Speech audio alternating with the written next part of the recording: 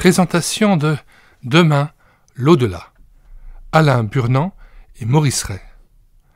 Ouvrage publié en 1974, il y a 50 ans.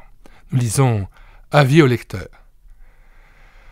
Parler de la vie en termes simples, c'est laisser entendre qu'on l'évoque un peu facilement. Car la vie est souvent compliquée, il est aussi malaisé de parler de la mort, et notre livre sur ce sujet pourrait paraître difficile.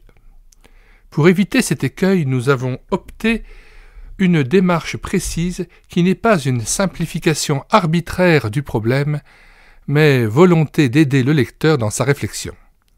Encore faut-il bien nous entendre. Nous laissons à chacun totale liberté d'aborder notre travail selon un plan qui lui serait propre, et la table des matières lui en offre toute possibilité. Table des matières que nous mettons ainsi que le lien de téléchargement gratuit de cet ouvrage dans les commentaires de cette vidéo. Les divers modes typographiques utilisés sont des points de repérage auxquels peut s'accrocher un fil conducteur. En effet, passé le premier chapitre évoquant la diversité des réflexions et des comportements devant la mort, les textes d'une lecture aisée, anecdotes, chapitres courts ont été composés en pleine page. D'autres textes, et parmi les plus importants, nécessitaient à cause de leur développement une composition typographique plus petite. Compte tenu des risques de fatigue oculaire, ils ont été présentés sur 2 colonnes de lignes courtes. Cela rappellera la page de journal. Nous ne le regrettons pas et nous suggérons au lecteur de consacrer à cette lecture une qualité d'attention au moins égale à celle qu'il réserve aux informations de la presse quotidienne. Certains documents jalonnent le texte et soulignent, parfois par l'absurde, la hantise que provoque généralement la pensée de la mort. En outre, on trouvera en fin de volume une série de textes où se donne libre cours la réflexion poétique, biblique et mystique. Le choix typographique de ces pages ne signifie nullement que leur intérêt soit moindre. Nous sommes conscients du caractère ardu de notre thème, il n'a d'égal que son importance. Car la mort est la seule réalité inéluctable à laquelle tout homme sera confronté un jour. Aussi avons-nous désiré que cet ouvrage soit le plus populaire possible. Nous sommes reconnaissants au publiciste qui en a imaginé la présentation. Il a rendu notre livre typographiquement et financièrement accessible à chacun.